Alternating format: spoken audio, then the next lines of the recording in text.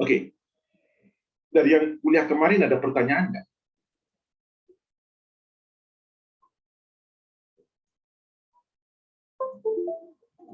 Nggak ada ya? Belum ada, Pak. Ya, intinya sih kuliah saya sih tidak terlalu utama sih ya, maksudnya saya banyak bicara justru teknologi yang ada di bidang lain yang mungkin kalian akan pakai ke bidang SCM kalian. Saya nggak terlalu paham SCM juga, yang saya bicara SCM tentunya kulit-kulitnya aja gitu ya. Tapi oke. Nah, minggu lalu kan yang kita pelajari itu teknologi untuk sensorinya, untuk mengukur data-data yang ada di semua proses SCM gitu ya. Dan kalian sudah tahu proses SCM itu terlalu banyak sebenarnya. Mungkin kalau sistem yang sederhana, simple gitu ya, sistem yang sederhana, simple, rasanya kecil. Tapi kalau kalian sudah bayangkan, anggap aja simple aja, Indomaret, jaringannya Indomaret gitu ya, itu supply chain-nya sangat rumit gitu kan. Sudah sebaran provinsinya juga luas, kemudian juga itemnya juga banyak, betul kan? Variabelnya sangat banyak.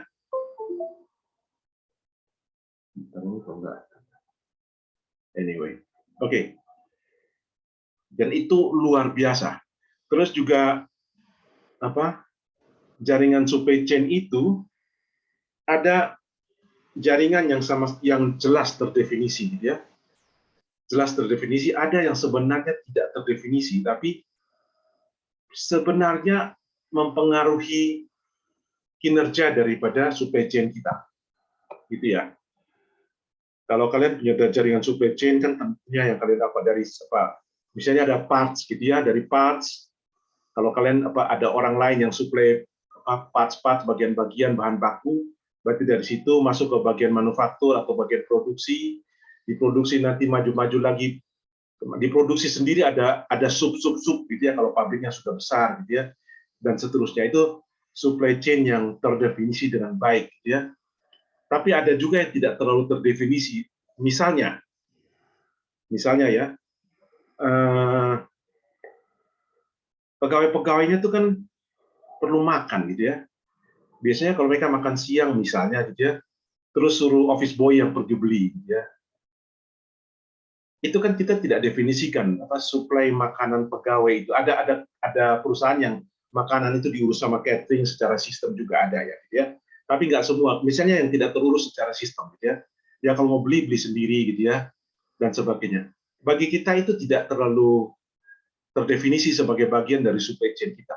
Tapi kalau kita bayangkan misalnya office boy yang pergi beli itu, terus dia katakanlah kehujanan di jalan, dia nggak balik gitu ya, maka makanan nggak nyampe, produktivitas bisa menurun gitu ya. Banyak hal bisa kacau. Jadi ada sangat banyak faktor dalam supply chain kita, baik yang terdefinisi maupun yang tidak terdefinisi. Nah, kemarin ya poin kita utama adalah kita ingin untuk mengkecilkan gap antara demand dengan supply, dan kita berusaha supaya demand itu makin lama makin tinggi. Demand makin lama makin tinggi, tapi supply makin lama makin mengikuti, sehingga gap antara supply dan demand itu makin lama makin kecil. Kira-kira itu ya. Dan kalau kita bandingkan ya, sistem supply chain yang tradisional pakai caranya sudahlah, pokoknya ngatur ini kirim kemana dan sebagainya, dibandingkan dengan smart supply chain, di mana supply chain-nya betul-betul dikontrol, dioptimasi. Misalnya kita ngatur kecepatannya, kita ngatur penyimpanannya supaya tidak bertumpuk satu tempat atau tidak kekurangan, maka itu penghematan yang bisa dilakukan, efisiensi yang bisa dilakukan itu sangat besar. Bisa sampai, bisa efisiensi bisa 40% dari yang sistem tradisional, bisa lebih bahkan. Jadi itulah pentingnya kita buat smart supply chain. Nah, minggu lalu kita sudah belajar tentang kita perlu ukur semua ya, betul ya? Minggu lalu kita sudah pelajari kita perlu ukur semua, mulai dari ukur demand-nya customer, kecenderungan tren ke depan, kita perlu ukur tentang adanya stok bisa di bagian distributor, gitu ya. Kita perlu ukur di bagian storage, produksi dan semua kita perlu ukur. Minggu lalu kita sudah dapat gambaran sedikit ya, gitu ya, tentang sensor-sensor apa yang kita taruh, gimana sensor-sensor itu bisa terhubung ke internet dengan menggunakan IoT misalnya ya, dengan menggunakan IoT supaya semua data bisa terhimpun masuk ke sistem sehingga kita bisa optimalkan. Betul ya, kemarin sampai situ ya. Pertanyaannya, mengoptimalkannya itu bagaimana, gitu ya? Kita bisa bayangkan ya, semakin kita pasang sensor, semakin kita pasang IoT begitu banyak. Yang minggu lalu mana ya? Saya tampilkan aja gambar yang minggu lalu dulu ya.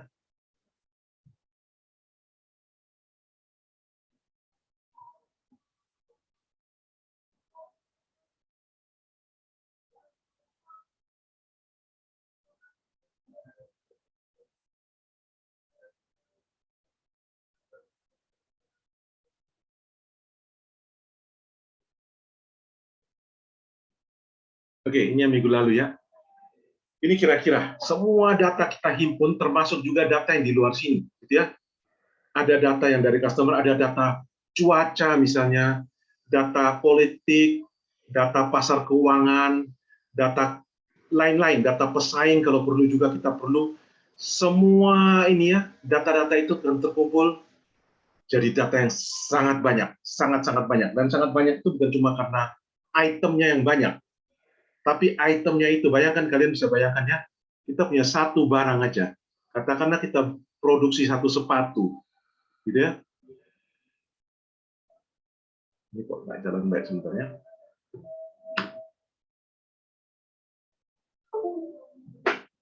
Oke, kita produksi sepatu. Kok jadi gini? Bentar ya.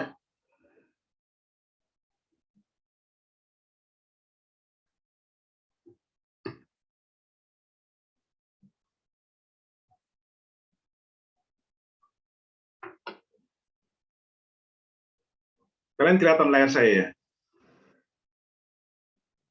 Kelihatan, Pak. Ini dia kedip-kedip nggak nih sekarang?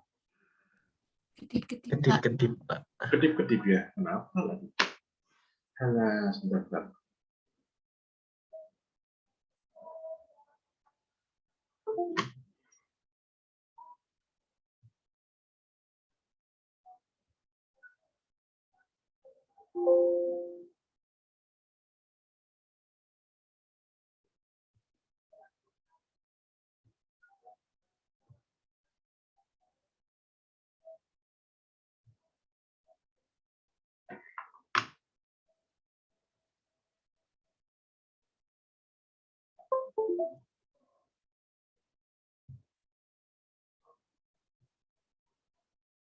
Oke, jadi kita produksi satu sepatu gini ya, satu buah sepatu, kemudian sepatu ini kita kirim sampai customer dapat gitu ya. Ada berapa banyak data dari satu sepatu itu? Begitu banyak ya, mulai dari data fisiknya sepatu itu, ukurannya gitu ya, ukuran mungkin bahannya dan sebagainya, tanggal waktu, tanggal, bulan dan jam produksi gitu ya, tanggal waktu dia dikirim, tanggal jam waktu dia diterimakan ke situ, dia disimpan di stok nomor berapa gitu ya, di warehouse sebelah mana, ini pakai truk yang nomor berapa dan sebagainya dan sebagainya. Kalian bisa sampai di sini ya, data satu sampai dengan dia dibeli tanggal berapa, jam berapa, dengan harga berapa, kalau perlu customernya nomor pelanggannya, nomor kartu pelanggannya berapa dan sebagainya. Satu item ini kita sudah simpan data begitu banyak. Bayangkan kalau kita produksi sepatu atau jual sepatu dalam jumlah yang banyak gitu ya. Ini untuk satu warehouse. Itu datanya begitu banyak untuk item yang kita jual saja. Belum lagi kita punya item lain kan, item SDM, item alat-alat tools dan sebagainya dan sebagainya. Jadi data itu begitu banyak dan semua data itu harus dianalisa untuk kita bisa membuat satu keputusan. Keputusan tindakan apa? Katakanlah kita perbanyak produksi atau kita kurangi produksi dan sebagainya. Nah, ini sudah tidak mungkin lagi kita lakukan dengan mata tangan, gitu ya. Kalau kita lakukan dengan mata dan tangan, pasti data yang kita olah sedikit sekali. Maka disinilah yang hari ini saya mau bahas tentang AI, gitu ya. Kalian sudah pernah dengar tentang AI nggak?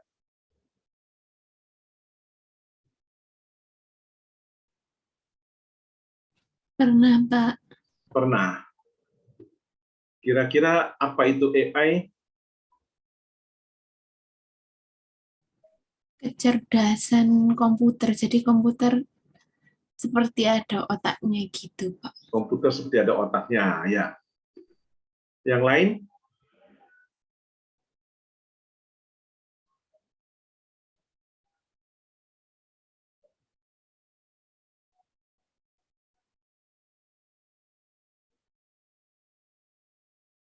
Komputer ada otaknya ya. Kalau orang kadang-kadang bayangkannya kayak gini-gini ya, AI ya. Ini sih, iya sih, tapi ini lebih banyak ke fiction ya, ke science fiction ya. Mungkin sekian puluh tahun lagi ketika saya sudah nggak ada, kalian sudah punya anak cucu, mungkin ada yang kayak gini-gini. Tapi yang kita omong AI sekarang nggak sampai sehoror inilah, gitu ya. Sampai bisa jadi makhluk-makhluk alien dan hidup membosankan seperti ini ya. Nggak sampai segitu ya. Jadi AI itu ya program komputer ya, program komputer. Tadi apa? Program komputer yang bisa apa? Bisa punya kecerdasannya seperti manusia, betul ya? Menurut kalian, AI bisa lebih bagus dari manusia nggak dalam hal kecerdasan?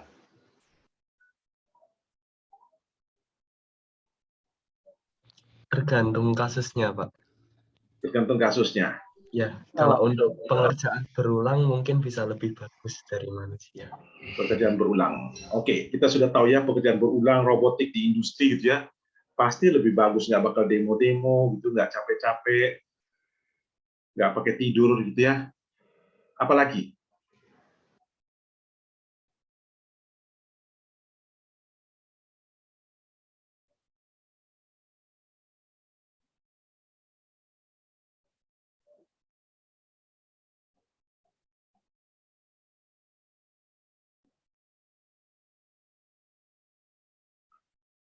Dalam hal analisis data juga, dalam beberapa aspek AI lebih melebihi manusia, khususnya nanti dalam hal namanya data terstruktur. Kalau data tidak terstruktur, data abstrak, manusia dalam hal ini masih lebih bagus dari AI sampai saat ini. Tapi dalam hal data terstruktur, nanti saya tunjukin bedanya ya. Data terstruktur sama data tidak terstruktur itu apa, dan itu nanti AI, data terstruktur AI lebih pintar, lebih bisa bagus dari manusia. Ini ada cerita dulu ya, saya tunjukin ini aja.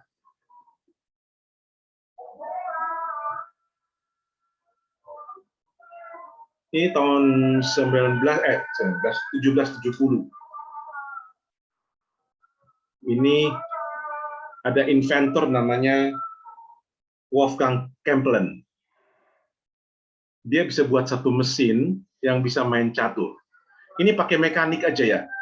Jadi ada kayak roda gigi gitu ya, yang diputar, roda giginya itu bisa gerakan ini ya, seperti lengan robot, ada anak-anak catur di sini,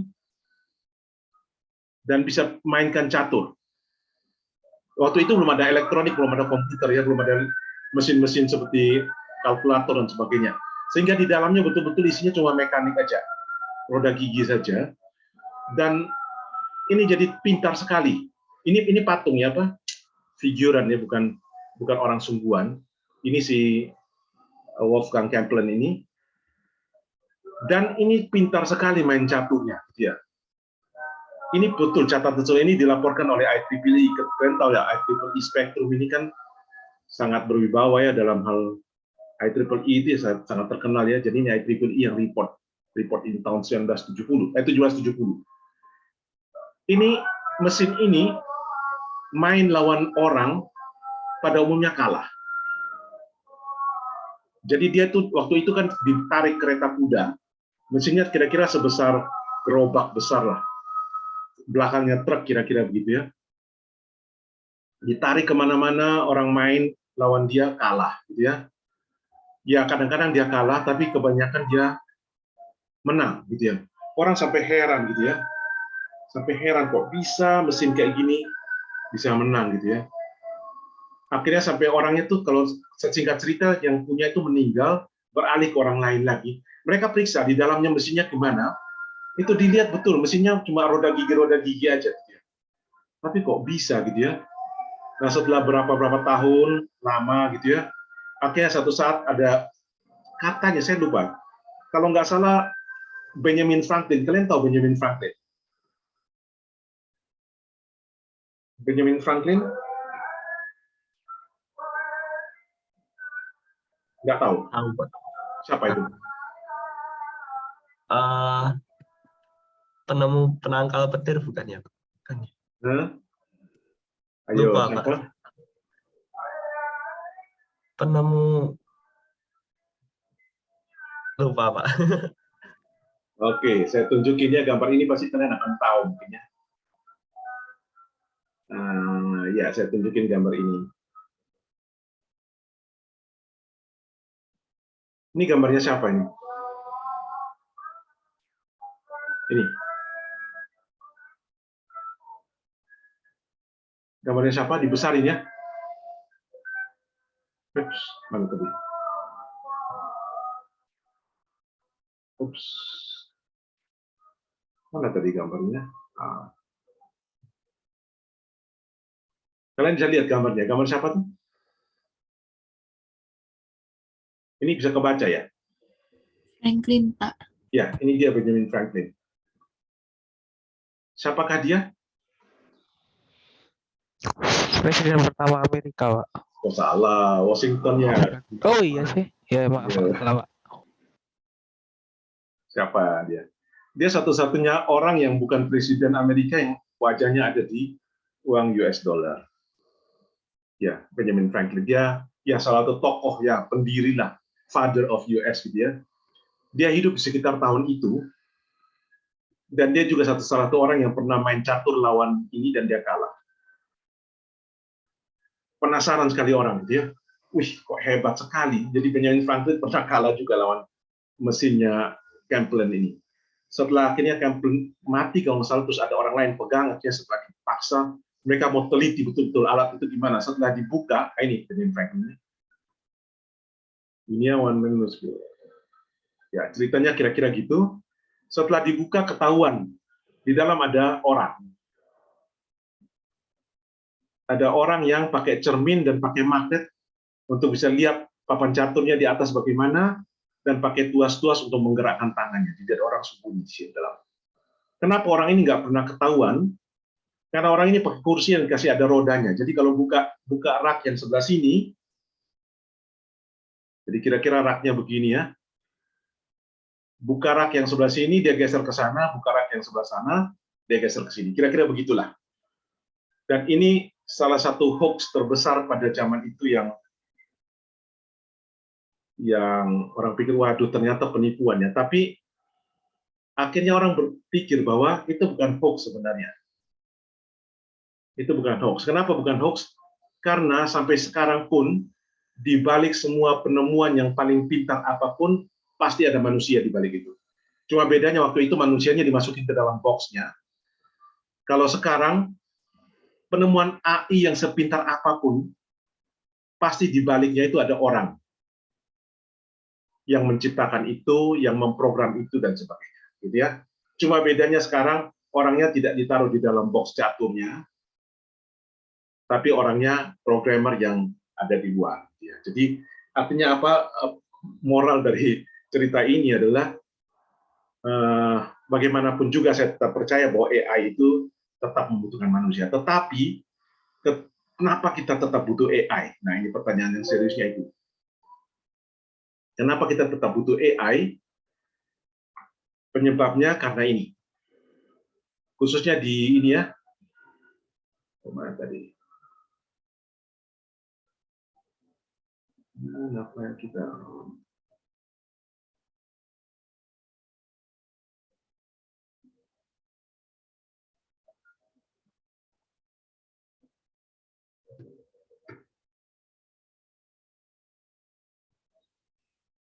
Oke, kenapa kita butuh AI? Karena ini, kita punya data sangat besar, big data, sangat-sangat besar. Dan big itu artinya bukan cuma big dan cuma, tapi penambahannya juga sangat banyak. Tetapi valuable. Jadi dia penyebab kenapa kita perlu big data. Dasar dari AI kan big data ya. Big data itu data yang sangat banyak. Kalian pernah berpikir nggak kenapa kok Google sedemikian baik hatinya kasih kita email gratis? Apakah itu gratis atau tidak sih?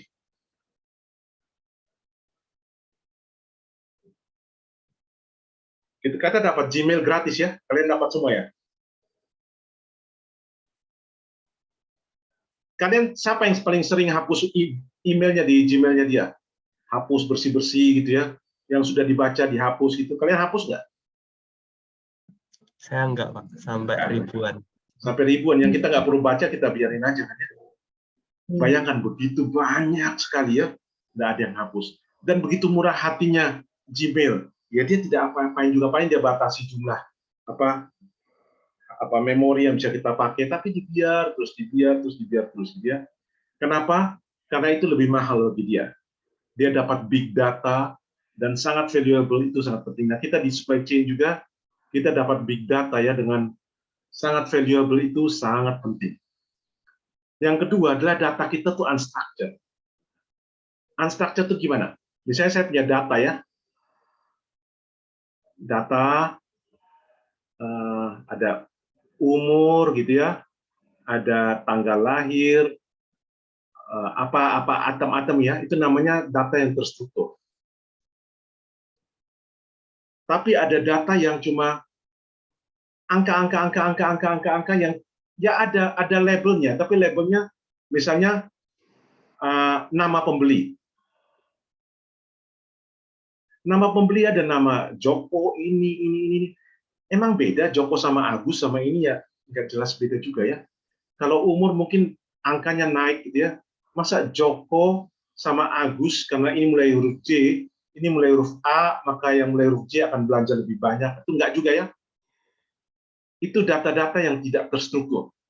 Data-data yang sangat tidak jelas. Nah, unstructured data ini yang membuat data kita sudah banyak, tidak terstruktur, sulit kalau kita tidak pakai AI.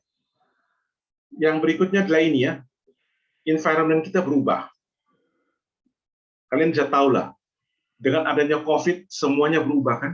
Data-data yang dulu mungkin tidak terlalu penting, menjadi sekarang data-data yang begitu pentingnya. Ya.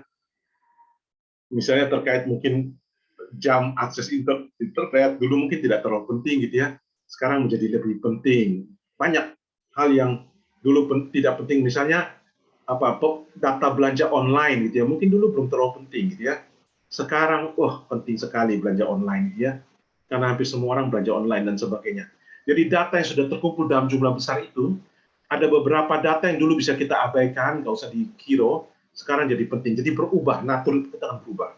Nah, kalau kita pakai program yang fix, kita nggak bisa. Dituntut untuk fast response, betul ya. Data sudah banyak, miliar-miliar, harus cepat lagi. Terus time series, maksudnya data itu tergantung waktu juga. Hari ini tergantung kemarin tahun lalu bagaimana. Jadi ketika kita mau analisa, kita harus mikir lagi, ya, tahun lalu gimana ya, kira-kira waktu 10 tahun lalu gimana? Ada kaitan waktu. Nah, itu juga membuat susah analisa. Nah, yang mendukung ini, komputer kita sudah sangat high speed, sangat powerful, kita sudah bisa pakai AI, gitu ya. Kemudian sudah ada cloud juga, sehingga kita bisa tidak usah semua di komputer kita. Kalian tahu cloud ya? Cloud itu kalian lakukan segala sesuatu bukan di komputer kalian lagi. Sama kayak sekarang Google Doc ya. Google Doc itu kalau MS Word kalian lakukan di komputer kalian, kalau Google Doc itu kalian lakukan di cloud. Oke. Jadi ini dulu pertama yang saya kenalkan apa itu mengapa kita perlu artificial intelligence. Sampai sini ada pertanyaan kah?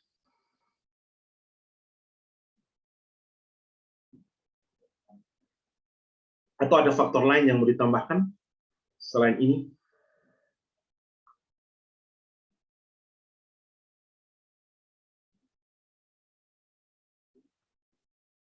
ada faktor lain yang buat AI juga penting adalah di dalam data kita itu juga banyak rubbish.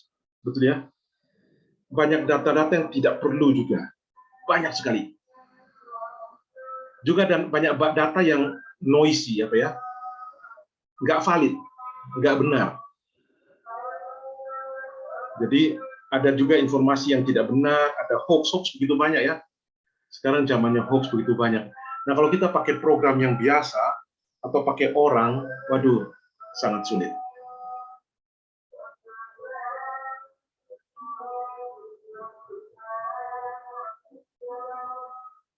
Oke ya.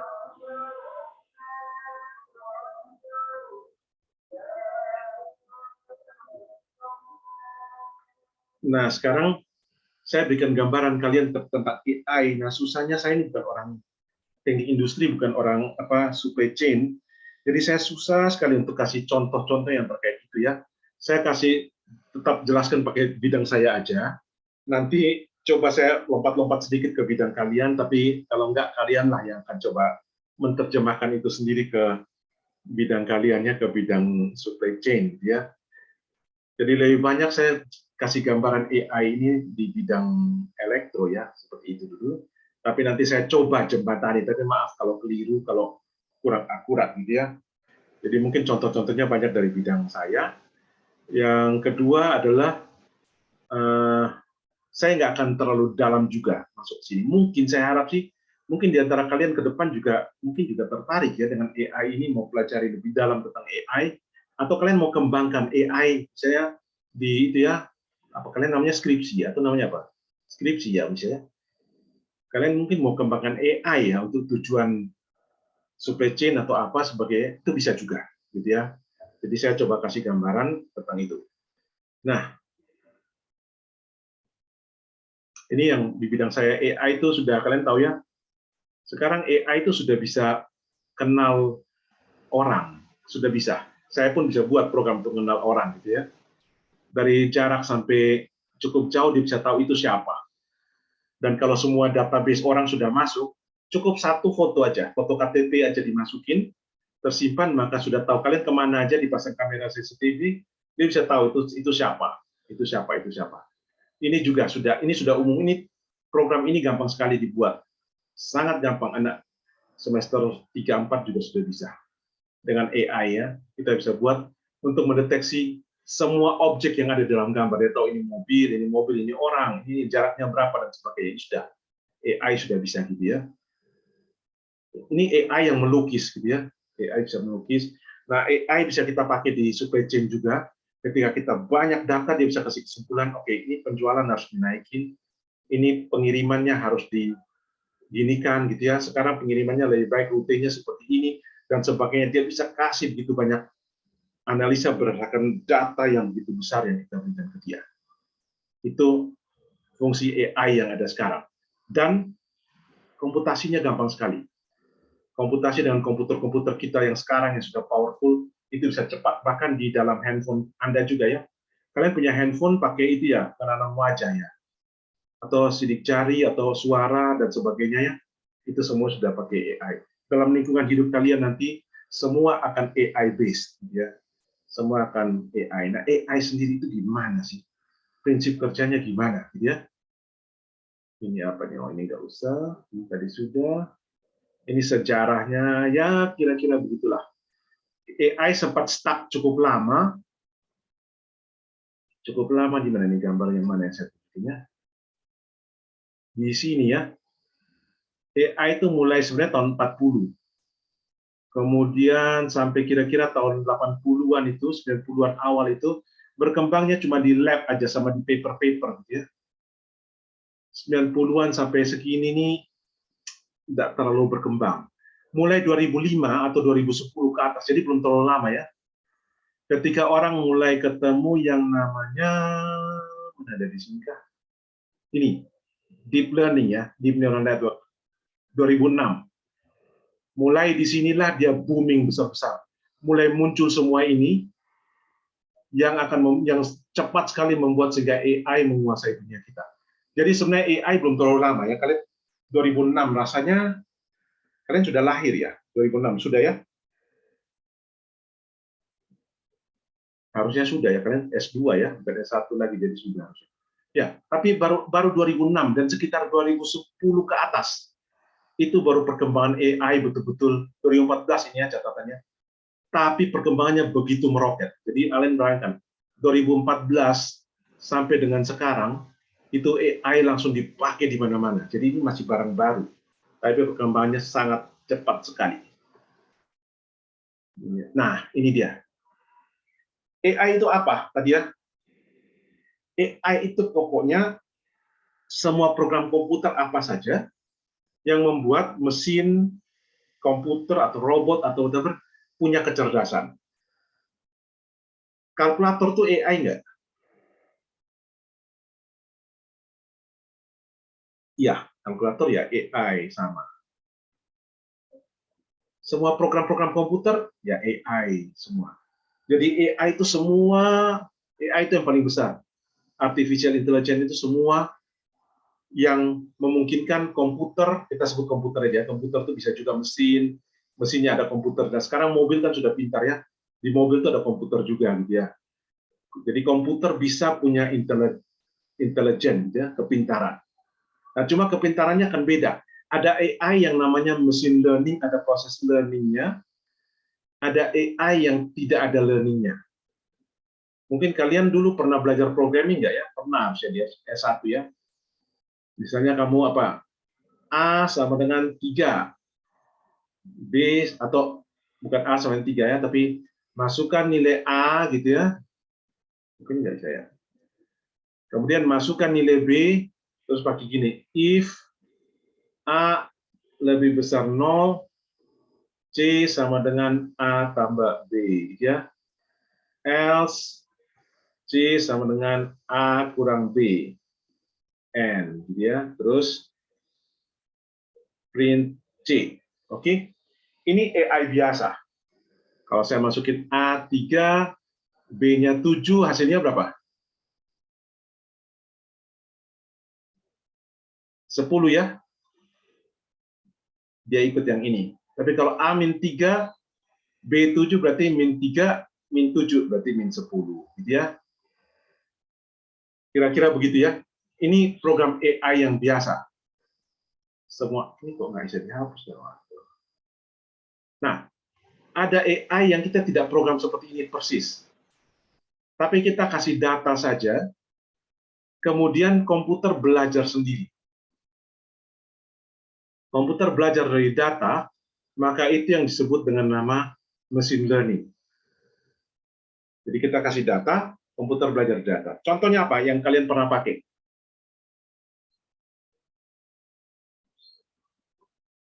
Kalian pernah belajar ini nggak?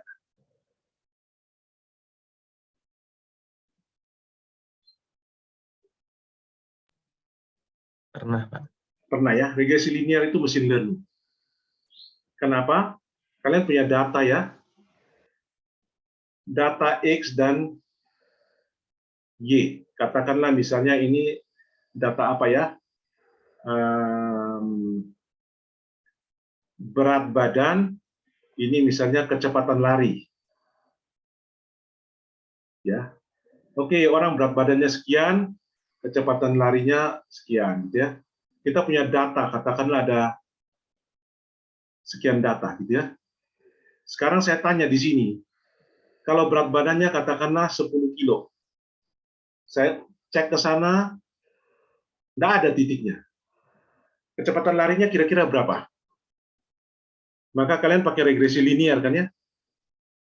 Pakai regresi linear, pertama kali regresi linear pasti dia pasang garis salah. Dia cek errornya besar, digeser lagi.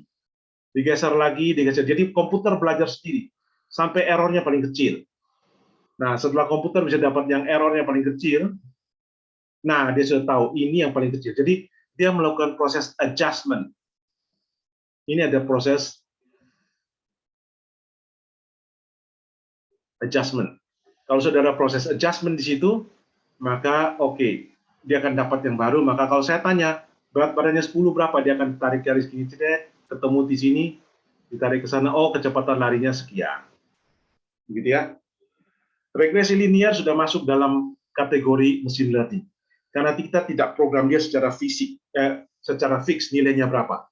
Kita kasih data, kemudian dia belajar sendiri. Itu machine learning, gitu ya. Machine learning yang lain mungkin kalian nggak terlalu familiar, namanya support vector machine. Support vector machine itu juga lebih banyak untuk apa? Untuk itu ya, saya gambar sini ya. Untuk mengklasifikasikan. Kalau saya punya data seperti ini, kemudian saya punya data lagi apa? Maka dia belajar sampai dia tahu, oh ini garis yang membatasi. Jadi dia cari satu vektor dengan support tertentu, support itu lebar tertentu gitu ya, yang bisa memisahkan data, itu namanya support vector machine. Begitu. Ada yang lagi namanya k-nearest neighbor, macam-macam ya. KNN, itu semua masuk dalam kategori machine learning. Yang machine learning yang paling sederhana yang kalian sudah pakai selama ini adalah regresi linear. Ada lagi regresi kuadrat dan sebagainya ya. Oke? Nah, ada pertanyaan dulu nggak?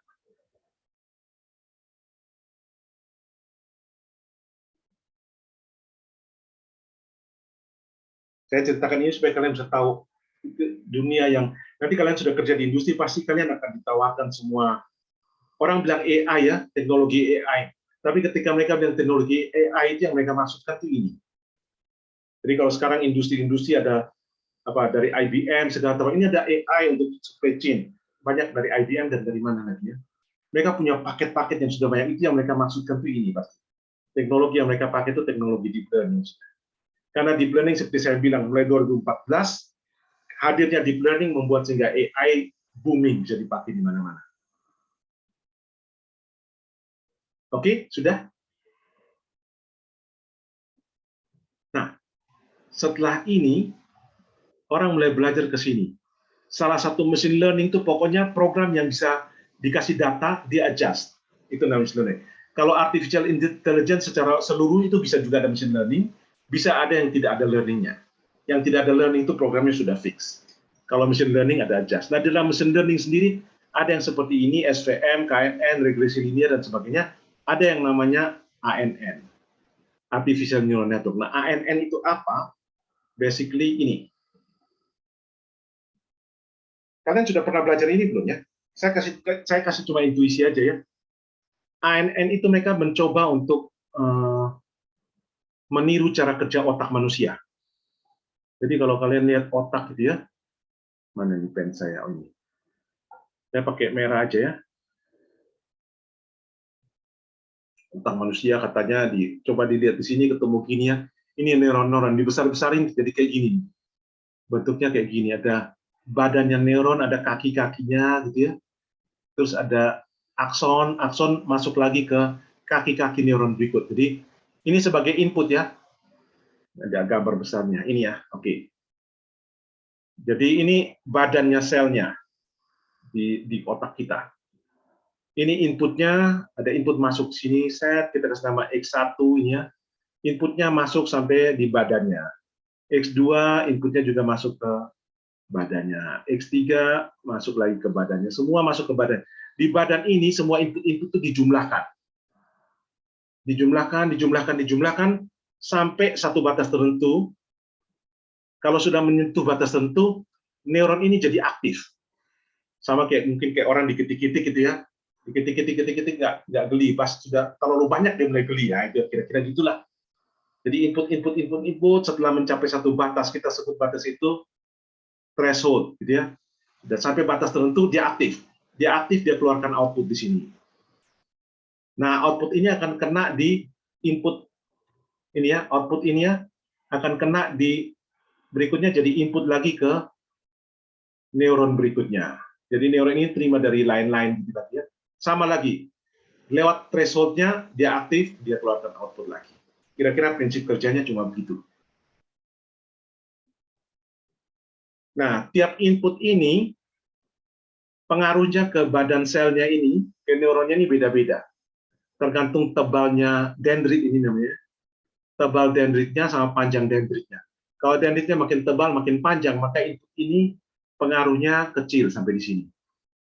Kalau yang lebih ini ya, lebih tidak terlalu tebal dan lebih dekat, pengaruhnya lebih besar. Jadi pengaruhnya beda-beda. Nah, orang coba pakai ini. Jadi disimulasikan di matematika pakai ini. Jadi ini inputnya, ini W ini faktor pengalinya. Kalau pengalinya 0,2 berarti input dikali 0,2 masuk ke sini. Ini input dikali misalnya kalau ini 1,5. Wah, berarti input ini dikali 1,5 masuk ke sini, ya. Dan seterusnya. Ini juga ada seperti itu kira-kira ya. Sampai di sini ini dijumlahkan semua. Jadi ini meniru yang tadi ya. Dijumlahkan semua terus dibandingkan, gitu ya. Ada batasnya. Misalnya batasnya ada di 10 gitu ya. Maka gini. Kira-kira gitu ya. Jadi kalau total jumlah ini lebih besar dari 10, maka outputnya jadi 1. Kalau lebih kecil dari 10, outputnya 0. Ini tidak persis gini ya, saya sederhanakan aja, tapi gitu.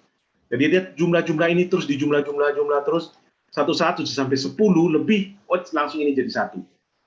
Jadi ke-trigger gitu ya, kalau enggak dia 0. 1 ini akan masuk lagi ke node berikutnya, dijumlah lagi, dan seterusnya ceritanya. Oke.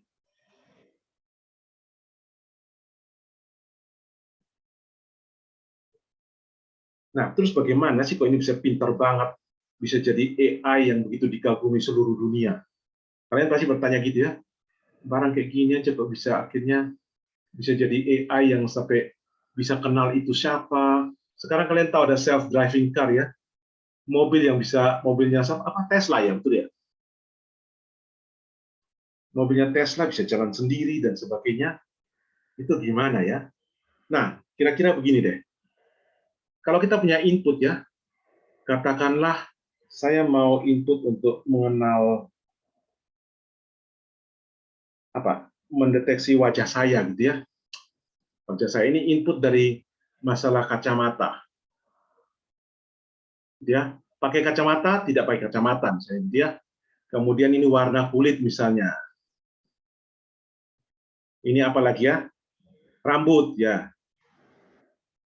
Ini apa lagi gitu ya, dan seterusnya. Saya punya banyak input ya. Kemudian saya kenali bahwa itu name well, itu tidak name well. Maka waktu proses belajar, nilai W ini yang diubah-ubah di programnya. Dia akan ubah terus nilai W sampai errornya sekecil mungkin. Artinya gimana? Ternyata dari dia belajar dari foto saya ya, katakanlah saya kasih 1000 macam foto ya. 1000 macam foto tuh kadang saya pakai kacamata, kadang saya nggak pakai kacamata. Campur-campur. Berarti faktor kacamata bisa dipercaya nggak? Nggak terlalu bisa ya. Nggak terlalu bisa dipercaya. Berarti 0,1 aja. Misalnya warna kulit. Ya, warna kulit saya ya dari dulu ya gini terus gitu ya. Pokoknya kalau sawo matang itu pasti, wah ini faktor yang bisa dipercaya. Faktor yang dipercaya mungkin jadi nilainya 10 gitu atau ya jadi besar ya. Rambut juga selalu rambutnya Pak Nemuel ya gitu-gitu terus ya. Berarti kalau rambut seperti itu ya berarti itulah Pak Nemuel ya. Kemudian ini faktor apa misalnya faktor apa misalnya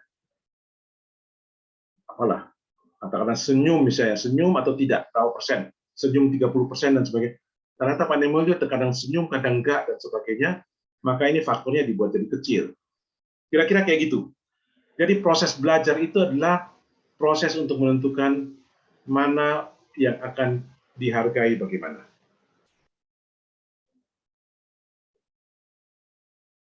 Jadi kalau ada data yang tidak konsisten terhadap sesuatu, misalnya kalian punya data untuk purchasing ya, kalian untuk menentukan harus beli apa, jumlah berapa misalnya gitu ya, maka datanya kan banyak ya, data kebutuhan, datanya begitu banyak, kalian masukin ke dalam network kalian, maka network itu akan belajar untuk menilai mana data yang harus di value lebih tinggi dan enggak, sampai dia bisa mencocokkan sehingga dapat network yang paling bagus untuk menyelesaikan sesuatu. Gitu ya.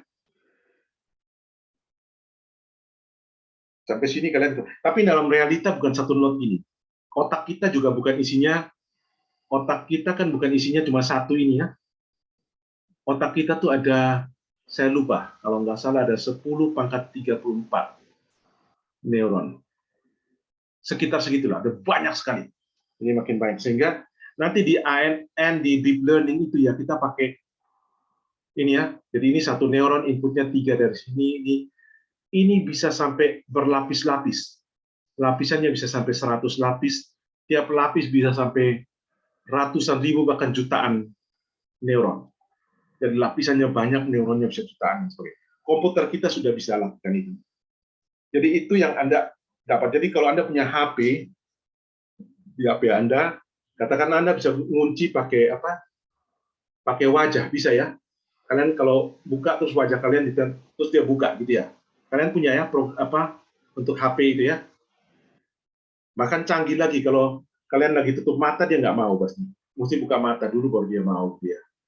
Itu di dalamnya tuh ada ini banyak. Di programnya tuh ada kayak gini. Banyak sekali. Sangat banyak jumlahnya.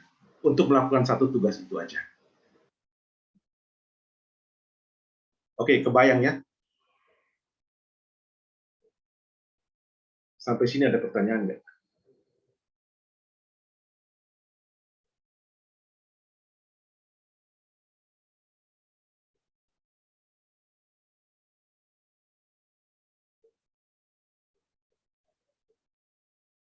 Halo, are you still with me? Belum ada, Pak. Ya, masih ya, masih. Nah, masih ada pertanyaan nggak? Saya nggak. Belum ada pertanyaan, Pak. Masih mengikuti kok, Pak. Ya, kira-kira begitu ya.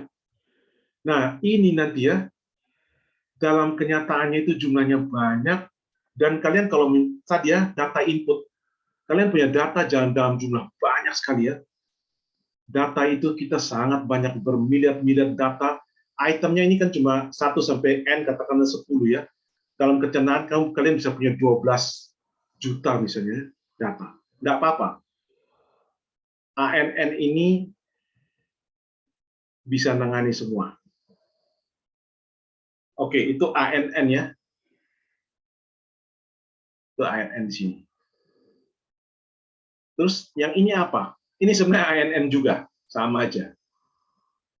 ANN tapi dengan node yang banyak. Node dan layer itu lapisannya. Jadi node dan layer yang banyak. Kalau ANN di sini biasanya cuma 3-4 layer saja, node-nya sekitar 100-an gitu ya. Ini banyak. Kenapa kok dikasih nama beda? Ya, kenapa dikasih nama beda? Karena rumus-rumusnya sedikit berbeda. Karena kalau sudah banyak gitu ya, kita pakai rumus-rumus yang di sini, pakai program yang di sini, ini ngehang semua, gitu ya. Jadi programnya berbeda. Itu yang mengerti orang-orang IF, orang elektro, kenapa kok namanya harus beda? Karena memang program di dalamnya beda. Tapi secara filosofi berpikir sama aja. Jadi ini juga, tapi dengan ini juga dengan layer yang banyak, dengan node yang banyak, itu namanya deep learning. Makin yang deep dalam sekali deep learning, gitu ya. Nah, dari ini kalian bisa kebayang ya. Tadi saya bilang data-data kita yang kita dapat dari katakanlah dari supply chain sistem kita ya, itu kan sangat banyak. Di dalamnya juga ada hoax, ada data yang tidak berguna, ada yang rubbish, ada yang data sekarang berguna nanti tidak berguna dan sebagainya. Nggak masalah kalau pakai deep learning. Saya sebut deep learning aja ya kalau sudah banyak. Nggak masalah karena nanti ininya yang akan dia adjust sendiri. Dia akan belajar terus. Dia akan tahu, oh sekarang yang ini data ini sih ignore aja nih, rubbish gitu ya. Jadi kalian nggak usah terlalu khawatir, dia sangat robust. Itulah yang membuat kenapa AI itu sekarang sangat powerful. Dengan data yang begitu banyak item, begitu banyak mengalir terus, dia adjust terus ini semua. Weight-nya di sini semua di adjust terus, sehingga setiap saat dia bisa adaptasi terhadap hal-hal yang tidak ada gangguan sedikit, lama-lama dia sudah bisa adaptasi. Ambil contoh gini ya, saya ambil contoh ya. Kalau kalian punya adik gitu ya, adik masih kecil gitu ya, masih 1 tahun gitu ya, masih lucu-lucunya gitu ya. Terus dikenalkan ya, itu papa gitu ya. Oh dia begitu datang papanya papa gitu ya. Datang mamanya oh mama gitu ya. Dia tahu itu mama, dia sudah bisa panggil papa, mama. Kadang-kadang dia masih dengar suaranya pun dia sudah bisa. Jadi inputnya ada ya, mata satu ya, input yang ini mata, gitu ya, suara dan sebagainya. Ada input lagi apa, gitu ya. Satu saat ada tantenya datang dan sebagainya, gitu ya. Terus ada papanya, itu siapa? Bilang papa. Terus tantenya bukan papa. Respon anaknya gimana?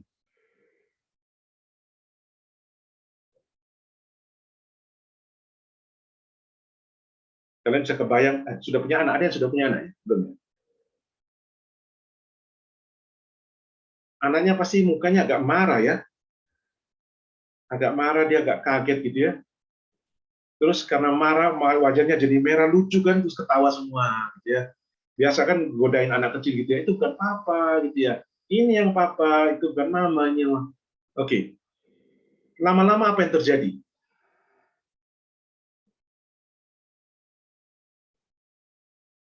Lama-lama anak itu sudah mulai belajar, oh orang ini ya, omongannya tuh nggak bisa dipercaya. Orang ini saja yang dipercaya, ya. Orang ini jangan dipercaya. Ini apa? Mbak ini tukang tipu ini Mbak, gitu ya. Kalau saya percaya papa, nah itu namanya nilai-nilai yang ini nih. WW yang di sini ini dia perkuat atau perlemah, gitu ya. Untuk dia percaya yang mana, gitu ya. Gimana kalau papa mamanya juga tidak konsisten? Apa yang terjadi?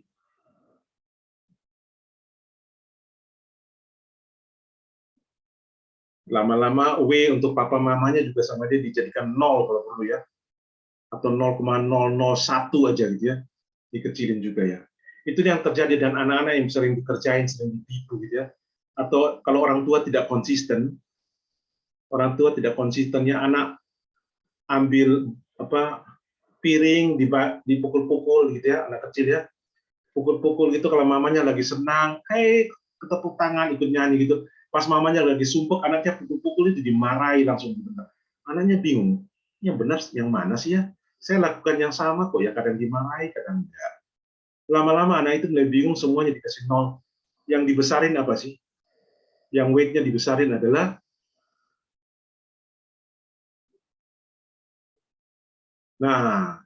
yang weight-nya dibesar adalah egonya dia sendiri sudah. Anak kayak gini sudah susah dididik nanti. Dia sudah nggak percaya siapa-siapa lagi. Dia akan percaya pada dirinya sendiri. Jadi jangan biasakanlah kalian punya adik di rumah, punya saudara dan sebagainya, dan biasakan dipermainkan gitu ya. Satu saat dia akan sulit sekali belajar.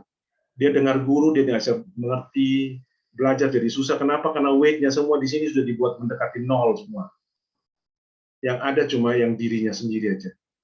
Itu anak masuk sekolah juga sudah setengah mati dan sebagainya. Oke ya, itu cuma intermezzo. Nah, dalam supply chain dan sebagainya, kalian pakai ini, masukin data yang sebanyak-banyaknya, datanya harus banyak, harus di training dengan banyak sekali, maka supply chain kalian akan menemukan weight yang paling bagus untuk membuat ini bisa sangat pintar. Oke, sampai di sini. Adakah pertanyaan?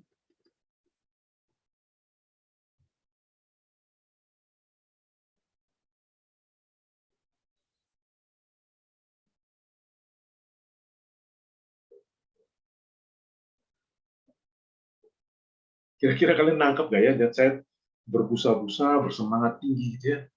Kalian pikir Pak Nemal ngomong apa ini ya? Kok senang sekali kayak gitu-gitu. Ya gitu ya. Atau gimana? Masih mengikuti Pak. Bisa di. Pak. Ya. Bisa ya. Ikut ya. Intinya, ketika di training nggak bisa satu kali. Gitu ya. Di training itu nanti harus banyak kali. Makanya kalian punya jutaan. Dan makanya di-record terus. Kalau kalian punya data, kenapa sekarang data begitu mahal? Kita beli data dari data center yang mahal sekali. Kenapa? Google mau kasih kita email gratis dan sebagainya. Dia dapat data begitu banyak. Dapat data dari seluruh, dan dia jual data itu ya lebih mahal dari uang yang dia keluarkan untuk kasih kalian Gmail gratis. Dia akan dapat untung jauh lebih besar. Itu sudah dilihat sama Google, dilihat sama Mark Zuckerberg, dilihat sama banyak orang. Siapa yang menguasai data, dia akan menguasai dunia. Kenapa? Karena AI itu harus di-training dengan data yang banyak. Bukan cuma itemnya yang banyak ya, tapi banyak contoh. Misalnya kalian mau kasih AI untuk mengenal wajah saya ya, nggak cukup dikasih satu wajah saya aja. Yang tadi saya bilang pakai satu itu karena AI-nya sudah canggih. Ya.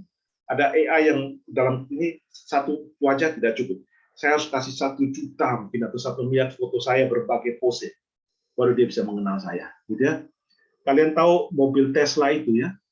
Mobil Tesla bisa self-driving itu dari hasil rekaman bermiliar-miliar jam. Jadi mereka ambil volunteer, siapa yang mau jadi volunteer, dipasang kameranya di mobilnya, dan setirnya itu direkam, sudut setirnya. Kemudian itu direkam terus sampai bermiliar-miliar jam, itu dipakai untuk training sistemnya. Setelah sistemnya jadi, dipasang di mobil Tesla, bisa jalan sama pintarnya dengan orang. Nah, kalau ada orang yang bodoh situ, yang nyetir ngawur, rekam juga, ya nggak apa-apa. Tadi ya, dia bisa mengenal mana yang bisa diabaikan, mana yang enggak. Itulah kelebihannya. Jadi nanti kalian punya data di supply chain yang begitu banyak. Mau tidak mau, ke depan kalian nanti harus beli. Kalian nggak disuruh buat jadi programmer ya. Kalian orang TI enggak lah. Jadi ya, ke depan beli aja. Dan sekarang ada yang sudah namanya jadi AI itu ada yang namanya transfer learning. Kita bukan cuma beli data, kita beli otak juga. Di otak tuh bagaimana ya? Di otak tuh kira-kira gini. Nah ini ya, ada satu network yang sudah di training untuk tujuan, ini saya sebut bidang saya aja. Network ini katakanlah ada, saya sudah sering, ini bidang penelitian saya juga sih, namanya MobileNet V2. MobileNet V2 itu sudah di training sampai sangat pintar untuk cuma membedakan kucing dan anjing. Mana yang kucing, mana yang anjing, gitu ya. Nah, saya beli yang sudah jadi itu untuk kucing dan anjing, kemudian saya ajari sedikit aja, sebentar saja saya dari data sedikit, saya sudah bisa belokkan dia untuk dia mengenali misalnya truk atau sedan. Saya bisa belokkan. Jadi saya beli AI yang sudah jadi, sudah pintar, kemudian saya ajar dengan sedikit aja, mungkin cuma dengan 100 foto truk dan 100 foto mobil sedan dia sudah bisa. Sama. Nanti kalau kalian di ini ya, di dalam bidang kalian juga, yang akan terjadi adalah IBM, Google, dan sebagainya. Mereka akan jual kepada kalian paket AI yang sudah jadi. Terus kalian mau adjust ya, untuk keperluan di industri kalian sendiri. Kalian training dengan data dari industri kalian, data dari supply chain kalian, tidak perlu banyak. Itu namanya transfer learning. Jadi kita pindahin kepintaran otaknya ke sistem kita. Jadi kalian, nanti kalau kalian berurusan dengan, pastilah supplier akan banyak. Ini AI-nya gini. Nanti kalian tanya. Nah, kalau untuk kasus saya kan berbeda di Indonesia, gitu ya. Terus gimana? Oh, AI kami pakai transfer learning. Nah, itu tahu maksudnya gimana. Transfer learning adalah dia pakai otak yang sudah AI yang sudah di training dengan sangat pintar, kemudian dibawa ke kasus perusahaan kita, itu di training dengan cuma sekitar 100 data baru aja. Kita sudah bisa membelokkan dia, kepintarannya jadi khusus customized untuk sistem kita. Begitu, itu transfer learning, itu berkembang kira-kira transfer learning itu saya baru kira-kira sekitar 2017 ke atas. 17, 18 itu baru 5 tahun ini kira-kira. Teknologi transfer learning berkembang dengan banyak. Jadi kalian maju ke internet aja, kalian download cukup banyak yang disiapkan secara gratis. Tapi kalau itu yang gratis-gratis itu untuk yang aplikasi-aplikasi yang fun-fun gitu ya. Kalau untuk aplikasi yang industri, supply chain dan sebagainya biasanya berbayar. Dijual dengan sangat mahal. Tapi kalian bisa beli itu, kalian bisa adjust, masukin data kasnya industri kalian, dengan training sebentar dia sudah bisa. Begitu. Jadi ya, ini cerita secara garis besar aja. Deep learning atau AI, orang sebut AI, tapi pasti teknologi yang dipakai deep learning. Dan teknologi yang akan dipakai sekarang adalah transfer learning. Jadi ambil yang sudah jadi, orang malas lah training dari awal. Kalau Anda training dari awal, trainingnya sendiri itu ya bisa berbulan-bulan gitu ya. Itu yang mobile VNet itu ya, training untuk membedakan anjing dan kucing itu aja. Mereka men-training berapa bulan, kalau nggak salah 3 bulan. Komputernya running terus, tapi sudah jadi dijalankan tuh nggak sampai seberapa detik, cek, cek, cek, selesai kalau sudah jadi, gitu ya. Nah, kalau kita daripada kita training ulang anjing dan kucing lagi, kita mau bedain ayam dan bebek gitu ya. Ngapain training ulang lagi gitu ya? Kita ambil aja anjing dan kucing, kita ajar dia sedikit, dia bisa langsung keluar. Nah, ini saya sekali lagi tidak terlalu mengenal dunia kalian, tapi itu hal yang sama akan terjadi di dunia supply chain. Kalian ambil AI di bidang supply chain yang sudah berjalan di industri yang mirip, gitu ya. Agak beda, agak jauh juga. Semakin bedanya lebih jauh, trainingnya perlu data lebih banyak, tapi nggak perlu sampai miliaran data. Jadi 100-200 data itu sudah pada umumnya bisa. Bahkan sekarang ada yang 10 data pun sudah bisa untuk membelok dia. Kalau kita ambil yang cukup mirip, gitu ya, yang cukup mirip, yang lebih jauh ya paling jauh banyak 1000 data. Dan 1000 data itu kecil. Kalau kalian punya perusahaan, katakanlah, nggak usah perusahaan-perusahaan besar lah, kalian punya startup aja ya, jualan online gitu ya, saya rasa dalam asal cukup laku gitu ya, 6 bulan pasti kalian sudah punya data penjualan 1000 adalah, gitu ya. Biasanya bilang amin gitu ya. Tapi ada juga yang nunggu-nunggu customer, nggak ada yang beli gitu, ada juga ya. Tapi ya oke lah, umumnya begitu. Oke, sampai di sini bagaimana?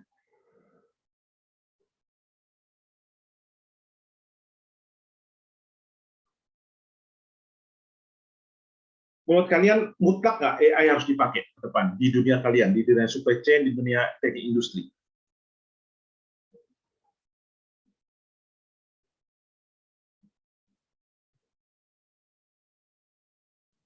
Sepertinya untuk saat ini belum mutlak harus dipakai, Pak. Tapi kedepannya kalau misalkan harus bersaing dengan perusahaan lain, mungkin AI salah satu solusi, Pak. Ya, ketika datamu banyak ya, ketika data kita sudah banyak, ketika kita harus bersaing dengan yang lain, karena hampir semua akan pakai, dan barang itu lama-lama juga tidak mahal. Karena kenapa tidak mahal? Yang buat itu loh, sekali buat dia bisa jual kopinya berapa banyak kali kopi, gitu ya, kemana-mana, gitu ya, sehingga nggak akan jadi terlalu mahal. Kalau kalian lihat ya di mungkin opa-opa ya tong kalian gitu yang jualan di toko gitu ya, toko-toko dulu gitu ya, bisa hafal gitu ya. Beli ini, beli selotip gitu ya. Oh itu di sana, di Laksana gitu ya. Oh, bisa hafal itu. Harganya berapa? Bisa hafal gitu ya. Itu zaman itu gitu ya. Terus kadang-kadang mungkin yang punya usaha-usaha besar ya, dia baca-baca dia bisa bilang kayaknya kita tutup dulu nih, kita kurangi penjualan. Yang ini kita naikin. Bisa punya feeling gitu ya, intuisi untuk bisa itu ya. Nah, kalau sudah makin besar, makin kompleks, datanya makin tersebar di mana-mana, data bukan cuma di toko kita, nggak bisa, intuisi itu sudah tidak ada lagi. Kalian generasi sekarang sudah nggak dilatih punya intuisi kayak gitu ya. Kalau orang-orang zaman dulu tuh ada orang datang pinjam uang gitu ya, kakek nenek kita tuh cuma lihat wajahnya aja, nggak deh, udah tahu nggak. Gitu. Dan betul memang, orang itu ternyata menipu gitu ya. Ada yang minjam uang, oh ya ini betul. Ada orang punya intuisi yang cukup kuat gitu ya. Tapi kalau sudah zaman makin besar, data makin banyak, penipuan, kepalsuan makin banyak ya, intuisi itu sudah nggak bisa lagi. Kita harus pakai AI. Pasti sekarang ini yang buat HP, kalian buat HP yang tidak ada AI sudah nggak laku, betul ya? Apalagi kalian waktu mengetik email ya atau mengetik Word gitu ya, khususnya bahasa Inggris, kita baru ketik 1-2 kata dia sudah kasih kata-kata selanjutnya. Kira-kira kamu mau ngomong ini ya, gitu ya, betul ya? Kalian ketik email pernah ngalamin gitu ya? Nggak pernah ya? Cuma benerin aja, Pak. Ya? Nggak pernah ya? Pernah Pak ada suggestion-nya. Ya, langsung keluar kan ya? Di email biasa gitu. Langsung keluar. Ya. Let's talk about it. Itu dia langsung tulis tomorrow gitu loh. Kok tahu let's talk about it tomorrow? Kadang-kadang salah sih, kita perbaiki lagi gitu ya. Dan seterusnya. Tapi sudah sangat canggih. Itu datang dari mana? Ya dari AI. Gitu. Jadi supply chain terlalu banyak ya kalian berisi. Bahkan gini ya, Kalian punya rantai yang begitu panjang ya, rantai ini ya. Rantai ini yang begitu panjang ya. Di sini harus sangat tergantung pada prediksi permintaan customer. Oh, sebentar, saya belum share ya. Kalian punya rantai yang panjang gitu ya. Kelihatan sudah ya? Apa yang kalian buat di sini, di level supplier, itu sangat tergantung pada apa yang customer minta di sini. Padahal ini mungkin kalau kalian franchise ya, distributor ini punya orang lain gitu ya, franchise aja. Di sini juga kalian franchise juga, ini truknya juga franchise, semua gitu ya. Gimana kalian bisa pas info ini sampai ke sini baru dianalisa gitu ya. Jadi semua masuk ke sana dan info di sini akan sangat banyak. Dan disinilah yang akan terjadi pakai AI untuk bilang bahwa oke, produksi X ditambah sekian persen, produksi Y dikurangi sekian persen. Ya, ini misalnya warehouse sudah saatnya memperluas lagi atau apa dan sebagainya. Dan itu akan dilakukan dengan sangat cepat berbasis pada AI. Kalau kalian nggak pakai itu jalan nggak? Jalan. Tetap jalan ya seperti sekarang jalan. Bedanya di mana? Bedanya nanti barang kalian tuh nggak bisa dijual murah. Kenapa barang kita nggak bisa dijual murah? Karena biaya kita mahal. Kenapa biaya kita lebih mahal dari orang lawan kita? Lawan kita sudah pakai AI sehingga seluruh rantai ini dia bisa buat efisien, dia bisa tekan biaya, harga jualnya ini bisa rendah. Kalian jual dengan harga di atas. Sekarang zamannya online, beda Rp1 pun orang sudah tahu lah, orang belok ke tempat lain. Ya. Jadi efisiensi di supply chain itu mutlak hanya bisa lakukan dengan adanya AI, dan AI yaitu yang tadi saya jelaskan, ya, sangat robust. Kenapa sangat robust? Karena dia pakai neuron yang begitu banyak, pakai node yang begitu banyak. Ini ya. Kalau ada node di sini salah berfungsi, masih tetap jalan nggak? Tetap jalan. Sama kayak otak kita ya. Otak kita kalau kita kena stroke gitu ya, kalau stroke cuma sedikit-sedikit tok, masih tetap jalan sih. Kalau stroke cukup banyak, satu daerah, wilayah tertentu, neuronnya mati, baru mulai mulutnya miring dan sebagainya. Tapi secara umum masih berjalan. Jadi jumlah node di dalam AI kita tuh redundant itu apa ya? Sangat banyak dan overlap. Sehingga kalau ada satu dua yang tertipu dan salah analisis itu pasti dia akan overcome sendiri. Wah, ini sistem ini sangat luar biasa, sistem deep learning ini. Dan kalian nggak usah buat programming itu kecuali kalian tertarik di situ. Nanti kalau kalian belajar, kalian harus beli, purchase dan sebagainya, kalian tahu bahwa ini sudah besar. Dua hal yang kalian perlu pelajari dari apa yang hari ini. Yang pertama, datamu itu sangat berharga. Kalian harus ukur. Entah dipakai sekarang, entah belum, harus ukur, harus simpan, at least. Kalau datamu tidak disimpan dengan terstruktur dan dengan baik, satu saat nangis. Ketika kalian beli aja AI dari luar, terus kalian mau customize untuk produkmu sendiri, ternyata datamu belum ada. Kita harus rekam lagi data. Oke, kita bisa rekam dengan cepat, tapi lingkungan, suasana belanja waktu kemarin tidak bisa direplicate sekarang. Ya. Katakanlah sekarang kalian mau replicate lagi orang belanja ketika tidak ada COVID. Kan nggak bisa, kenyataannya sekarang COVID. Data yang ada pasti data COVID. Ya. Data purchasing orang karena lingkungan sedang COVID. Tak bisa lagi, hilang apa yang ada. Jadi, pelihara data dengan baik, record data dengan baik berbagai sensor yang kita ada. Kalau bisa, kita mulai pakai AI engine untuk analisis itu. Nah, itu banyak dijual sih, kalau untuk enterprise besar, cukup banyak yang dijual. Saya bilang kemarinnya kayak Gojek, segalanya pakai itu sudah. Kalau enggak, mereka bisa arahkan driver mereka ya, jam sekian itu sudah bisa kelihatan di daerah mana yang mereka arahkan, kasih suggestion kemana dan sebagainya. Harus kemana, karena mereka sudah bisa tahu kira-kira ini.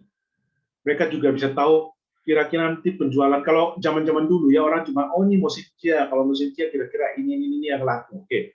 Mungkin yang bisa diprediksi cuma kalau Natalan, Lebaran, Cynthia gitu ya. Kalau di tengah-tengah gitu, kalau sekarang misalnya sampai Agustus kita nggak tahu apa yang perlu diperbanyak, apa yang perlu sedikit. Kita perbanyak ini, tidak, gitu ya. Katakanlah ambil contoh gini ya. Kalian sudah pernah kuliah di kampus Ubaya ya. Swalayan yang di dalam kampus itu apa namanya? Ada Omi. swalayan. Apa? Koperasi itu ya. Iya. Ya. Omi Pak, Omi. Omi ya, Omi. Dia kan kemarin beberapa waktu yang lalu itu kan sudah ada edaran katanya kita mau kuliah offline ya. Mulai semester ini kuliah offline ya. Terus edarannya juga bilang kantin belum buka. Oh, langsung dia menangkap sinyal. Kantin belum buka, mahasiswa masuk. Pasti mahasiswa perlu beli makan kan ya. Kalau beli makan semuanya pakai GoSend, GoFood. Berarti jam makan siang tuh mahasiswa pada bergelantungan di pagarnya Ubaya kan. Bayangkan berapa banyak mahasiswa menunggu GoFood-nya masing-masing datang gitu ya. Tapi nggak boleh jualan makan. Oke, saya jualan nasi bungkus aja di Omi gitu ya. Jualan banyak surat. Wah, dia sudah siap banyak. Jumat sebelum Seninnya keluar surat tidak jadi offline gitu ya. Waduh. Ya, yang sudah stok mie, stok apa dia kasihan juga gitu ya. Nah, terus ini katanya minggu depan ini mau offline gitu ya. Kalau misalnya Omi itu punya AI gitu ya, dia sudah bisa dapat data dari jumlah Omikron, dari ini, dan sebagainya, dia sudah bisa prediksi bahwa sekalipun Ubaya bilang minggu keempat kuliah offline, enggak bisa. Enggak usah tambah produksi. Pasti dia bisa langsung antisipasi. Kira-kira dia akan lebih menang nggak daripada yang lain yang tidak pakai itu? Pasti dia akan lebih menang. Kenapa? Karena dia tidak buang uang untuk stok barang tertentu yang nanti jadi busuk, tidak laku, dan sebagainya. Gitu. Oke. Banyakan ngomong ya.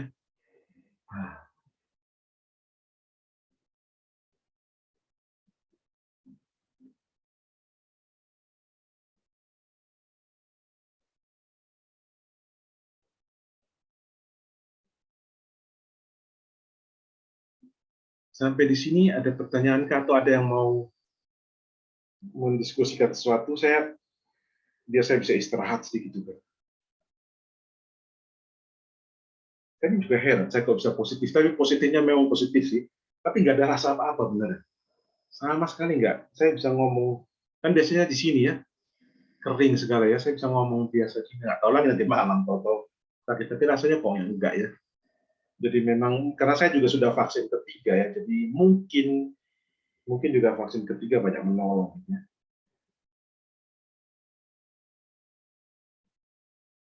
Tapi ya, tadi kalau tes itu, kita istirahat dulu ya, cerita lain dulu ya. Tadi kalau tes itu hasilnya masih negatif lagi, juga saya heran. Gitu. Karena saya nempel benar sama anak saya, gitu ya. Beneran saya nempel sama anak saya, habis dia minta tidur ditemani waktu sakit, gitu ya. Ya sudahlah tidur temani, masa tidur pakai masker gitu ya. Tidur pakai masker nanti gimana, tarik napasnya juga susah, ya sudahlah. Kena lah sudah gitu ya. Kalian termasuk golongan orang yang takut kunci badan di rumah atau yang berani nekat tabrak keluar? Agak berani keluar, Pak. Nggak berani. Tabrak, Pak. Berani. Tabrak. Kalian ada yang sudah punya keluarga ya atau belum ya? Ya mungkin belum ya, cuma saya tuh ya waktu Delta kemarin ya. Waktu Delta kemarin kan anak terkurung di rumah terus ya. Anak saya itu remaja, kan tahu lah remaja ya. Dia sampai bilang, "Pak, masa saya tahu teman saya itu cuma ukuran pas foto aja ya. Cuma dari ini ke atas gitu ya. Itu tahu temannya cuma itu karena dia kan sudah berapa tahun ya? Sudah pindah sekolah, dia dari SMP pindah ke SMA. Itu nggak pernah ketemu temannya. Jadi lulus SMP bye-bye sama temannya tidak ketemu. Masuk SMA sudah sekolah sudah 1 tahun ya. Juga tidak ketemu temannya, cuma ketemu setengah badan gitu sih. Bayangkan betapa stresnya dan benar-benar stres gitu ya. Kita nggak nyangka sih ya. Mungkin kita yang orang sudah biasa enggak ya.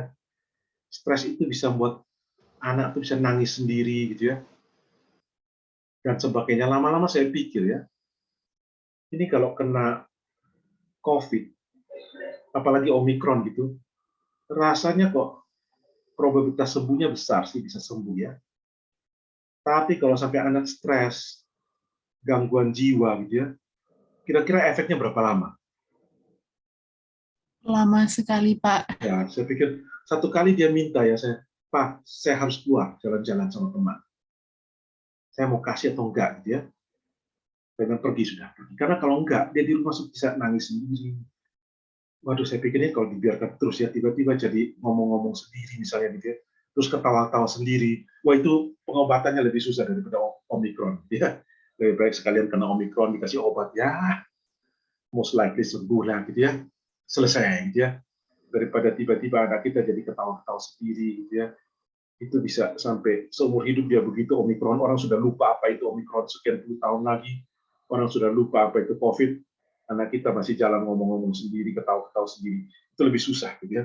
Kalian mesti mikir juga ya. Dalam hidup itu tidak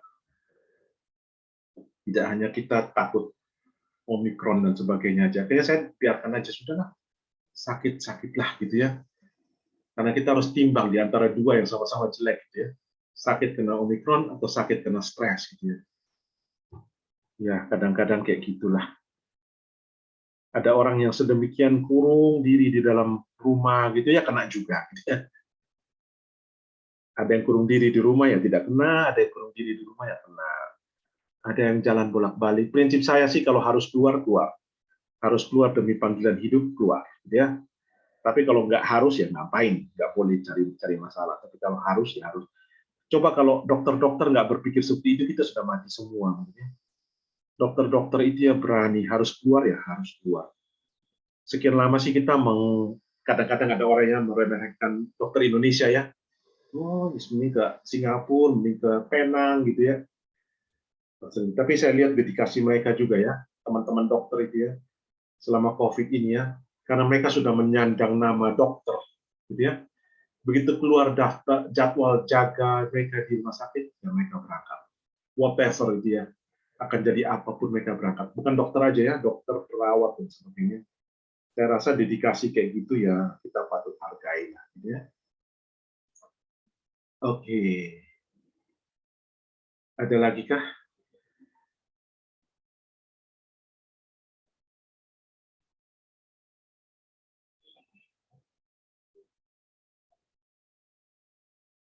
Tunggu beberapa menit ya, saya izin minum air dulu ya. Oke? Ya, Satu, dua. terima kasih, Pak. Jangan lift ya. Saya cuma minum air aja.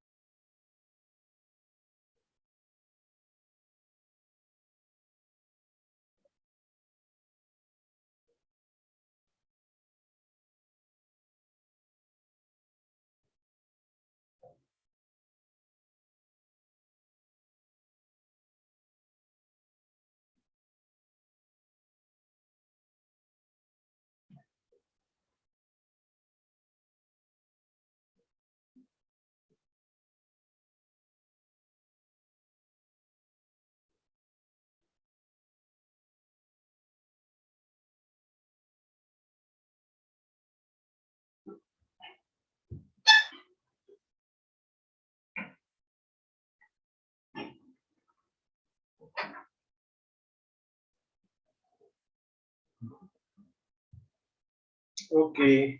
Suara saya udah jelas ya? Jelas, Pak. Jelas. Jadi mungkin itu materi tentang AI. Kalau kalian mau kembangkan lebih banyak, mau apa kalian namanya apa? Tugas akhir atau skripsi atau apa kalau untuk S2 itu? Tesis. Tesis ya. Ya kalian mau tesis di bidang itu sebenarnya banyak, sangat terbuka peluang karena ini barang sangat baru, sangat fresh. Saya bilang baru 2017 lah kira-kira dia mulai booming gitu ya. Banyak sekali ruang di situ untuk kalian pelajari dengan banyak data yang ada, bisa buat banyak hal di situ ya. Tapi itu kalau kalian tertarik gitu ya.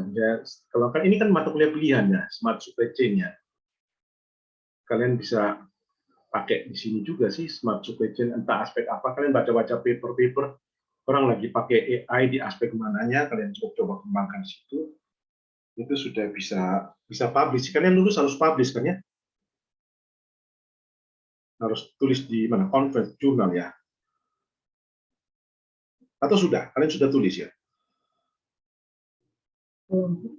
Belum, Pak. Belum ya. Kalau kalian bidang ini sangat terbuka sebenarnya untuk kalian bisa masuk situ, karena cukup banyak. Oke, kalau sudah, satu lagi topik yaitu sedikit tentang robotics ya terakhir ya. Jadi kemarin lanjutan kemarin kita sensor aja ngukur nggak bisa dikirim, nggak bisa kan? Kita pakai IoT untuk supaya semua data itu di pool di sentral.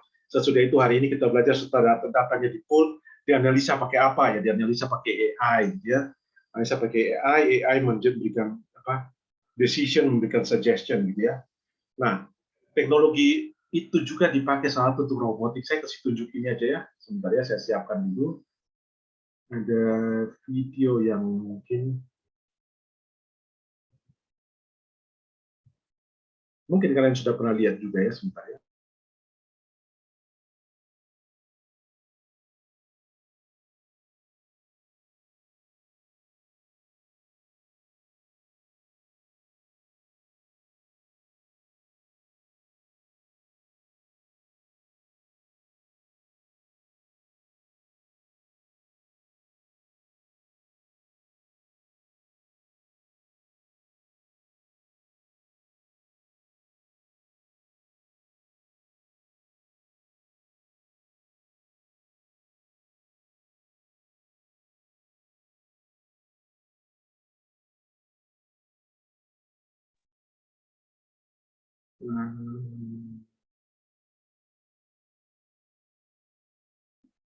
Kelihatankah gambar YouTube ini? Kelihatan, Pak. Kelihatannya saya coba play ya, ini enggak? Ya kita play sebentar, mungkin nanti saya skip.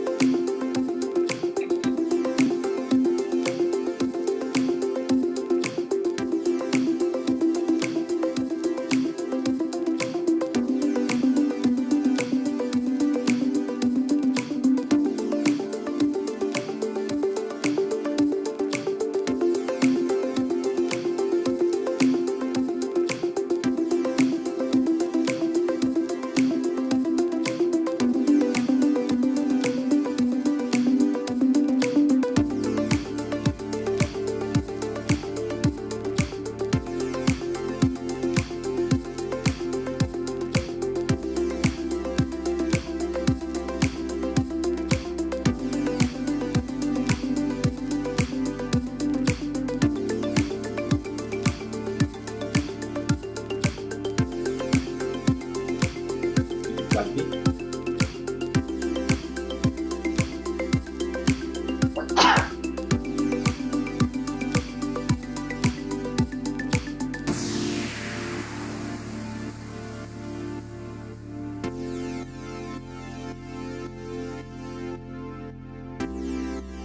Oke.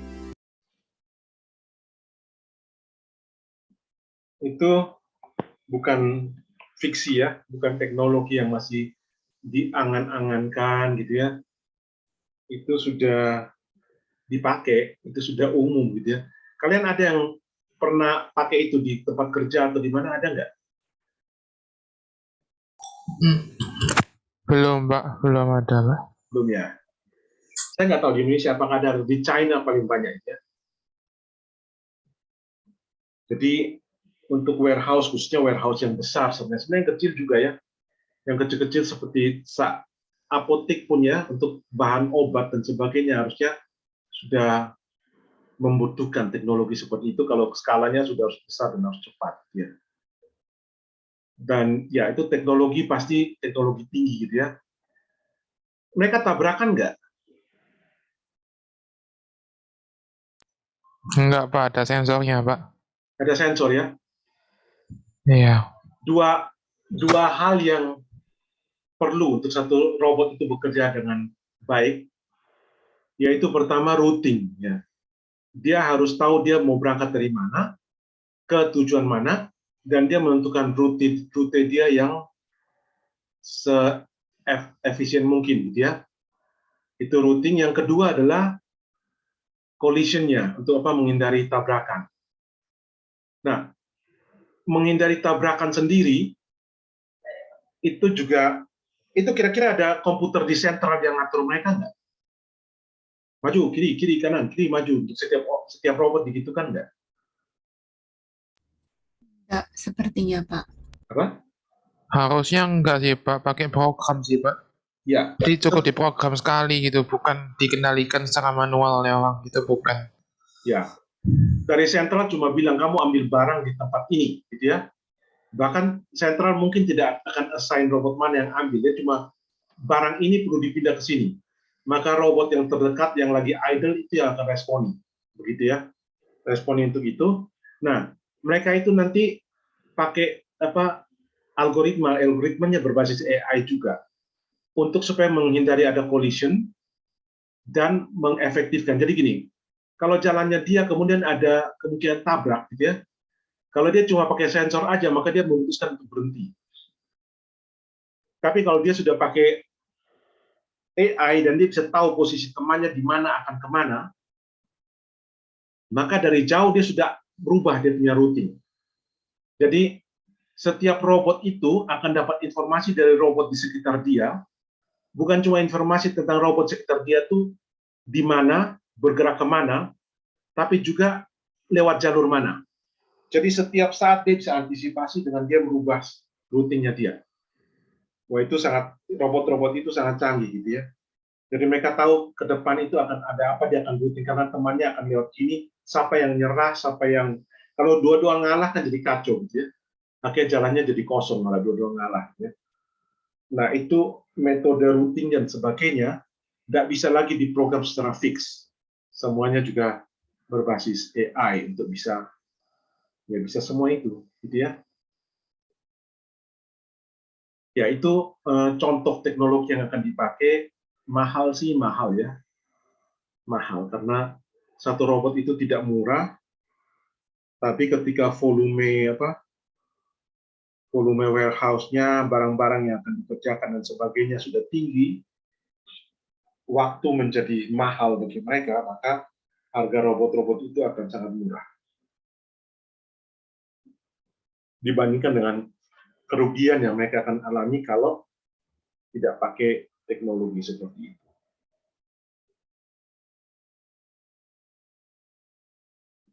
Gitu ya.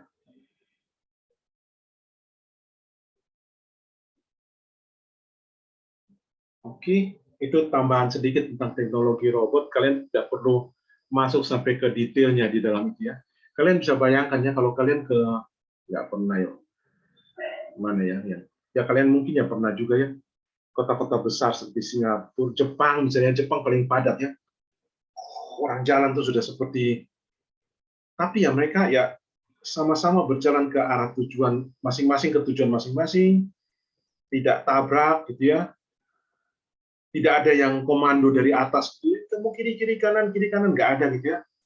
Masing-masing punya smart controlling di dalam dirinya sendiri sampai bisa mencapai tujuan. Kalian lihat semut ya, semut ketika, tapi semut sih sebenarnya masih ada tabrakannya, masih bumpy.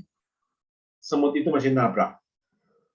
Tapi kalau formasi yang lain itu tidak tabrak. Semut ada tabraknya, cuma mereka tabrak pakai sumutnya mereka. Kalau tadi robot-robot kayak tadi itu tabraknya pakai sensor. Jadi sebelum secara fisik mereka ketemu, sebenarnya dari sensor mereka sudah tahu ada siapa di depan, bergerak kemana, saya harus belok kemana, dia belok kemana, dan sebagainya.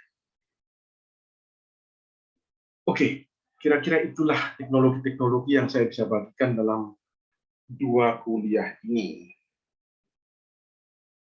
Ada pertanyaan kah?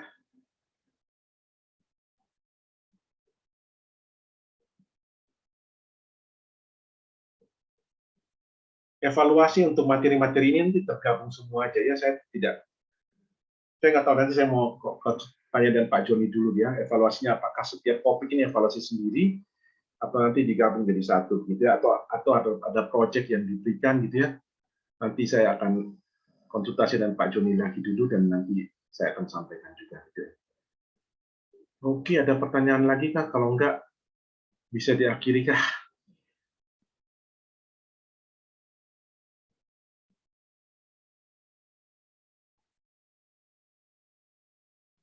Belum ada, Pak. Saya sudah habis yang saya mau ajarkan. Jadi, walaupun jamnya masih harus sampai berapa ya? Sampai jam 9 lewat ya harusnya ya. Kalian hari-hari ini kerja atau WFH? Kerja, Pak. Iris WFH. Iris sudah kerja belum atau masih sekolah? Kerja, Pak. Kerja. Kerja ya? Saya belum kerja, Pak. Kerjanya WFH atau kerja ke kantor? Ke kantor, Pak. Nggak ada WF. Ada WFH ya, ke kantor ya. Di mana? Di Surabaya kah? Jakarta kah? Di Ngoro Industri, Mojokerto. Oh, iya, iya. Yang lain WFH? Kerja WFO, Pak. Oh ya. Kerja Pak di kantor Pak. Iya, memang harus kerja ya. Kalau nggak kerja ya gimana gitu ya. Tapi cukup aman ya lingkungan kerja kalian ya. Kalaupun kena ya sudahlah, gitu ya. Kalau yang Delta kemarin sih lumayan berat. Kalau yang ini sih rasanya untuk yang tidak punya kasus khusus sih tidak akan terlalu berat sih rasanya. Kalian kalau kerja rasanya juga sudah capek ya malam ini. Tadi pagi kan kerja ya. Mungkin kalau sudah tidak ada lagi, saya akhiri aja di sini. Untuk semua topik ini, kalau ada pertanyaan kalian bisa tanya dari mana ya. Saya nggak ada. Kalian punya grup nanti di ULS ya. Materinya kan materi sama rekaman ini saya pasang di ULS juga. Kalau kalian mau bisa tanya di ULS ya nanti ya. Atau lihat kontak saya di situ. Bisa tanya email saya ya. Oh, kalian punya email saya nggak? Ini email saya. Dari My Ubaya harusnya bisa. Oh, ada ya. Kalau WA saya ini berapa kok jadi lupa.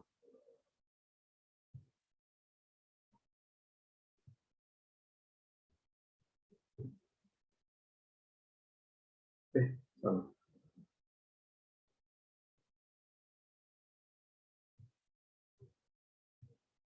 Ini ya, kalau mau perlu kontak dulu. Sama kayak tadi tuh saya bingung dia. Saya mau kontak kalian, saya nggak tahu kontaknya di mana. Saya nunggu nggak ada yang buka-buka grupnya, jadi agak bingung juga. Kalian tadi bingung juga nggak kok nggak dibuka-buka? Atau sudah sering kayak gini? Iya Pak, tadi sempat bingung ini kok tidak dimulai kelasnya. Sama-sama nunggu. Oke ya, sudahkah? Kalau sudah bisa saya tutup kah? Kita ini dulu dah screen cap. Bisakah kalian menunjukkan muka sebentar? Sebentar Pak, saya mau simpan nomor telepon Bapak. Oh iya, Oh, sudah ada ternyata Pak. oh, sudah ada ya. Oh sudah ada, kok bisa? Oh dulu pernah kuliah ya, Iya Pak, dari Elin Pak. Elin ya. Waktu kalau nggak salah kalian kuliah Elin itu ada, saya nggak tahu angkatan kalian atau enggak gitu ya. Sekali saya tugas ke Jakarta sehingga saya nggak saya kuliah. Kalian tuh saya rekam aja kuliah materi yang saya pasang, tapi rekam seadanya gitu ya. Terus saya pasang untuk kalian, saya pasang di YouTube. Justru video yang itu banyak orang dari berbagai unit lain tuh dia terus mereka tanya, jadi mereka belajar banyak. Padahal itu saya cuma darurat doang gitu ya. Justru video-video lain yang saya niat buat gitu ya, niat buat dan semua itu yang nonton tuh nggak sampai 10-20 sedikit sekali yang saya nggak niat buat sebentar gitu aja ternyata wah jadi banyak gitu ya, nggak tahu juga, kita nggak tahu yang mana yang orang butuh gitu ya. Oke, thank you, sampai nggak tahu, saya sudah mengajar cuma 2 minggu ini aja ya, kecuali ada materi lagi yang disuruh masuk. Oke ya, selamat malam. Iya, malam Pak. Makasih Pak. Saya tutup Kasih ya. Pak. Semoga cepat sembuh ya Pak. Iya iya, saya sih sebenarnya sembuh juga nih sebelum nggak ada sakitnya, tapi datanya aja yang sakit gitu ya. Peduli lindunginya hitam, tapi ya orangnya semoga jangan besok-besok baru sakit keluarnya. Oke, selamat malam ya, saya N ya.